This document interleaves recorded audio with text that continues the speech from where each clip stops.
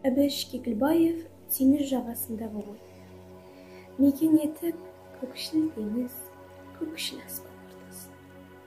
Тұрмын бас қызартаудың қына біткен жартасын. Төменде мың еретіліп бұрқыраса көк толқын. Төбемде шың шуақтайды, күнге тосып арқасын.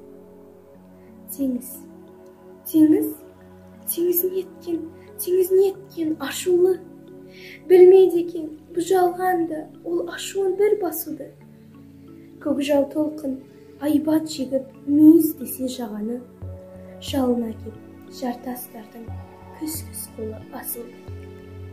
Төбемде шың бойын ылғи өрлік пандық билеген.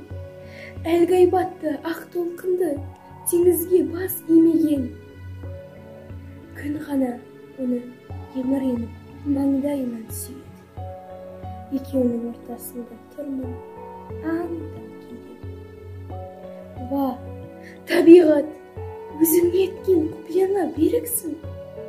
Өрлігіңе, көрегіңе, бар сырыңа жерікпін. Тауыңның да, дауылдың да, теңіздің де сырым. Мен ғана тек өмірге құпиясыз келіп. Толқыным жоқ, теңіз болып тулар едім тағатсыз.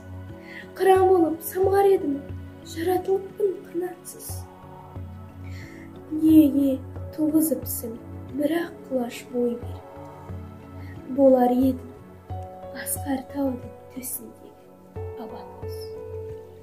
О, табиғат, жараттың ба адамды әлде күңкілдеп? Жер бетінде бос қыбырлық тірлік етіп жүрсің деп? Әлде теңіз айбатымен асқар таудың ерлігін өзі көріп, өзі үйреніп, сондай бола білсін.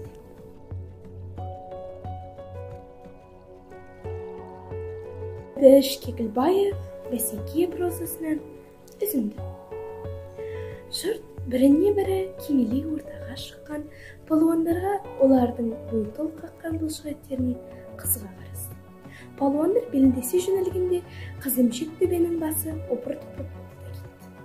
Оты тұқысқа құлақ тұнып, бірінің аяғына бірі ентелеген қалың жұрттың қақ ортасында оймақтай ашық алаңда не болып, не болып жатқан адам болмас. Бұрын талай тойда өздері белдесіп жүрген қызба немелер. Қап, деген ай. Сөйт, тірсектен шал, тірсектен. Жіберме. Той, мынауың мал болмас. Пай, бүлдіргенін ай. Бәсе деп, сандарын соғып, бастарын шайқап, дауыстары қарлыққан шайқанып, құтты өсері күресіп жүргендей, шыж-бұж болып, қараптан қарап, құдайлары беріп тұр. Ақсақалдар жағы өз балаларын жеңенін қалап, аруақ, қолда баба деп қояды. Ортада екі жігіт алысып жүр. Өне олардың жоса-жоса тер жуып, көздерінің алдында қаптаған тірсектер, көйлектің етектері, неше қилы шапандардың шалғайлары, қарсыласын қара қошқыл санын ию-қию араласып, дүние шыр көбілек айналып кеткен сияқты. Ту сыртынан анталаған қызық құмар жұрттың ашқарақ жанарлары шоқ боп қарап тұр. Осыдан шықса сол думан шешіп, бәрекелді деп өте қылып. Жығылса, бұл ақсақал басымен алып келген әкесін бүкіл ағайын алмаған руын, елін көмгені.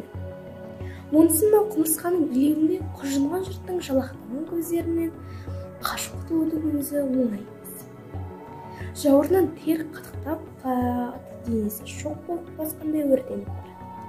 Сүйегін ұнтап жіберетіндей мытып ұстаған теуіренді қол қабырғасын қайыстыра салып, қарсыласын қапсаға иығы иінен басып жерге қазық қағып тастамай тынбайтындай жаншып түсті.